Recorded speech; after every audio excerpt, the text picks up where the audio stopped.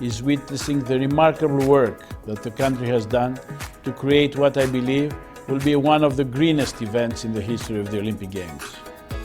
Most impressive, for example, is that under the Beijing Organizing Committee Sustainability Plan, several venues from the 2008 Summer Olympics will be reused for the 2022 Winter Olympic Games.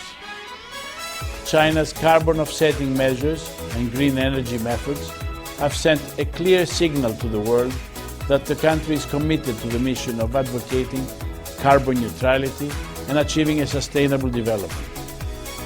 It is clear that the Beijing 2022 Organizing Committee is prioritizing environmental protection, resource conservation, and eco-friendliness.